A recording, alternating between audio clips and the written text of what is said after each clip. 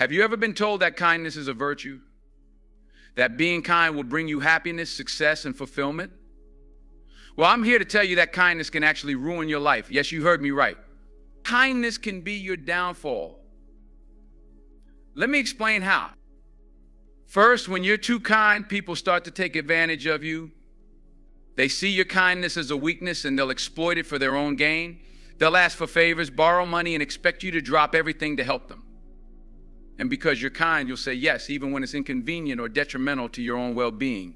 You'll find yourself stretched thin, exhausted, and resentful, all because you couldn't say no. I've seen it happen time and time again. People who are too kind end up being taken for granted. They're the ones who are always there for others, but when they need help themselves, no one is around. They give and give until they have nothing left to give. And then they're left alone and empty. But it's not just about being taken advantage of. When you're too kind, you also miss out on opportunities to stand up for yourself and assert your own needs. You're so busy putting others first that you forget about your own dreams and goals. You sacrifice your own happiness for the sake of others, and in the end, you're left with nothing but regrets. Second, kindness can make you a pushover. When you're always putting others' needs before your own, you send a message that your own needs don't matter. People will start to expect you to agree with them, to go along with their plans, and to never rock the boat. They'll see you as someone who can be easily manipulated and controlled. And when you do try to assert yourself, people will be shocked and offended. They'll accuse you of being selfish or unkind because they've come to expect you to always put their needs first. They'll guilt trip you into submission, and you'll find yourself right back where you started, a doormat for others to walk all over. I know it's hard to break out of this pattern. It feels good to be liked and appreciated, and it's tempting to keep doing what others expect of you. But in the long run, it's not sustainable. You'll end up feeling resentful, unfulfilled, and even angry. You'll start to question why you're always the one making sacrifices, and you'll wonder what your life would be like if you put yourself first for once. Third, kindness can hold you back from success. In today's cutthroat world, nice guys often finish last. To get ahead, you need to be assertive, competitive, and sometimes even ruthless. You need to be willing to take risks, to make tough decisions, and to put your own interests first. But when you're too kind, you're often hesitant to do these things. You don't want to step on anyone's toes or hurt anyone's feelings. You don't want to be seen as aggressive or selfish. So you hold back, you play it safe, and you miss out on opportunities to advance your career or achieve your goals. I've seen so many talented, hardworking people get passed over for promotions or big breaks because they were too nice. They didn't want to rock the boat or ruffle any feathers, so they stayed quiet and let others take the credit. They didn't want to be seen as cutthroat or competitive, so they didn't go after what they really wanted. But here's the thing, success isn't handed out based on who's the nicest. It's earned through hard work, determination, and a willingness to take risks. If you're always putting others first and sacrificing your own ambitions, you'll never reach your full potential. You'll always be held back by your own kindness. Fourth, and perhaps most importantly, kindness can prevent you from being honest and authentic. When you're too focused on being kind and not hurting anyone's feelings, you start to censor yourself. You hold back your true thoughts and opinions, and you present a watered-down version of yourself to the world. But here's the thing people can sense when you're not being genuine. They can tell when you're holding back or sugarcoating the truth. And over time, they start to lose trust in you. They start to wonder what you really think and feel, and they question whether they can rely on you to be honest with them. Moreover, when you're constantly suppressing your true self in the name of kindness, you start to lose touch with who you really are. You become disconnected from your own thoughts, feelings, and desires. You start to feel like a fraud, like you're living someone else's life instead of your own. And that's no way to live. It's exhausting, unfulfilling, and ultimately unsustainable. You can't be truly happy or successful if you're not being true to yourself. You can't build deep, meaningful relationships if you're not being honest and authentic. So what's the solution? How can you avoid the pitfalls of kindness while still being a good person? The answer is simple balance. You need to find a way to be kind and compassionate while also setting boundaries and taking care of yourself. That means learning to say no when you need to, even if it feels uncomfortable at first. It means speaking up for yourself and asserting your own needs and desires, even if it means ruffling a few feathers. It means being honest and authentic, even if it means having difficult conversations or facing some conflict. It's not easy, I know. It takes practice and courage to break out of the pattern of overkindness, but trust me, it's worth it. When you learn to balance kindness with self-care and authenticity, you'll be amazed at how much better your life becomes. You'll have more energy and enthusiasm for the things that matter to you. You'll build deeper, more meaningful relationships with people who truly value and respect you. You'll achieve more success and fulfillment in your career and personal life. And most importantly, you'll feel more at peace with yourself and the world around you. So don't let kindness ruin your life. Learn to be kind in a way that nurtures and supports your own well-being. Set boundaries, speak your truth, and take care of yourself first. Because at the end of the day, the greatest kindness you can show to the world is to be the best, most authentic version of yourself. And that, my friends, is how kindness can ruin your life if you're not careful. But it doesn't have to be that way. With a little wisdom and a lot of courage, you can learn to be kind in a way that empowers and uplifts you. So go out there and be kind, but remember to be kind to yourself first. Because when you do that, everything else will fall into place. Let me share a personal story with you. When I was younger, I used to be the epitome of kindness. I would go out of my way to help others, even if it meant sacrificing my own time, energy, and resources. I thought that being kind would make me happy and fulfilled, but instead it left me feeling drained and resentful. I remember one particular instance where a friend asked me to help them move. I had my own plans that weekend, but I didn't want to let them down.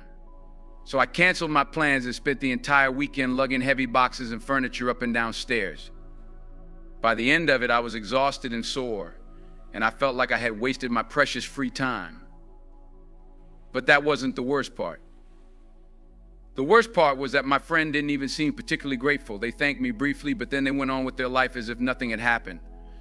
Meanwhile, I was left feeling used and unappreciated. That experience was a wake-up call for me. I realized that I had been so focused on being kind to others that I had neglected to be kind to myself. I had put everyone else's needs before my own, and as a result, I was burning out. From that moment on, I started to make a conscious effort to balance my kindness with self-care. I started saying no to requests that didn't align with my own priorities and values. I started setting boundaries with people who tried to take advantage of my kindness.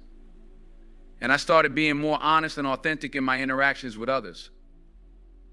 It wasn't easy at first. I felt guilty and selfish for putting my own needs first. I worried that people would think I was unkind or uncaring. But as I continued to practice this new way of being, I started to see the benefits. I had more energy and enthusiasm for the things that mattered to me. I felt more confident and self-assured in my interactions with others. And perhaps most importantly, I started attracting people into my life who appreciated and respected me for who I truly was. One of the biggest lessons I learned through this process was the importance of setting boundaries. I realized that being kind didn't mean saying yes to everything and everyone. In fact, sometimes the kindest thing you can do is to say no. When you set boundaries, you're communicating to others what you will and will not tolerate. You're telling them that you value yourself and your own needs and that you expect to be treated with respect and consideration. And when you do that, you create space for healthier, more balanced relationships in your life. Of course, setting boundaries isn't always easy. It can be uncomfortable and even scary at times, but the more you practice it, the easier it becomes, and the payoff is well worth the effort. Another important lesson I learned was the power of authenticity. When you're too focused on being kind and pleasing others, it's easy to lose sight of who you really are. You start to mold yourself into what you think others want you to be, rather than being true to yourself. But here's the thing people can sense when you're not being genuine. They can tell when you're holding back or pretending to be someone you're not. And over time, that lack of authenticity can erode trust and connection in your relationships. On the other hand, when you're honest and authentic, you create space for real, meaningful connection. You allow others to see the real you, flaws and all. And when you do that, you build deeper, more intimate relationships based on trust and mutual understanding. Of course, being authentic doesn't mean being rude or insensitive. It's important to balance honesty with tact and compassion, but it does mean speaking your truth even when it's difficult or uncomfortable. Ultimately, the key to avoiding the pitfalls of kindness is to find a balance between taking care of others and taking care of yourself. It's about learning to be kind in a way that feels authentic and sustainable, rather than draining and depleting. And the good news is, when you do that, everyone benefits. When you take care of yourself first, you have more energy and resources to give to others. When you set healthy boundaries, you create space for more fulfilling and reciprocal relationships. And when you're honest and authentic, you inspire others to do the same. So if you're someone who struggles with being too kind for your own good, I encourage you to start small. Start by saying no to one request that doesn't align with your priorities. Start by setting one boundary with someone who tends to take advantage of your kindness. Start by being honest about one thing that you've been holding back. And as you continue to practice these new ways of being, be patient with yourself. Remember that change takes time, and there will be moments of discomfort and even resistance along the way. But trust that by being kind to yourself first, you're ultimately being kind to everyone else in your life as well. Because here's the truth: the world needs more kindness, but it also needs more people who are willing to be kind to themselves. It needs more people who are willing to set boundaries, speak their truth, and take care of their own needs. And when we all start doing that, we create a ripple effect of positive change that extends far beyond ourselves. So go out there and be kind, but remember to be kind to yourself first. Remember that your own needs and desires matter just as much as anyone else's. And remember that by taking care of yourself, you're ultimately taking care of the world around you as well. And if you ever find yourself feeling guilty or selfish for putting yourself first, just remember this: the greatest gift you can give to the world is a happy, healthy, authentic version of yourself. So don't be afraid to prioritize your own well-being, even if it means ruffling a few feathers along the way. Because at the end of the day, kindness isn't about being perfect or pleasing everyone around you. It's about being true to yourself and treating others with compassion and respect. And when you learn to balance those two things, you'll find that kindness becomes a source of strength and empowerment, rather than a burden or a weakness. So let's all commit to being kind in a way that feels authentic and sustainable. Let's set boundaries, speak our truth, and take care of ourselves first. And let's trust that by doing so, we're creating a world that is kinder, more compassionate, and more connected than ever before. Thank you for listening to my story and my thoughts on this topic. I hope that my words have resonated with you in some way, and that you'll take them to heart as you navigate your own journey with kindness. Remember, you matter just as much as anyone else, and your own needs and desires are valid and important. So be kind to yourself and watch as that kindness ripples out into the world around you. Thank you.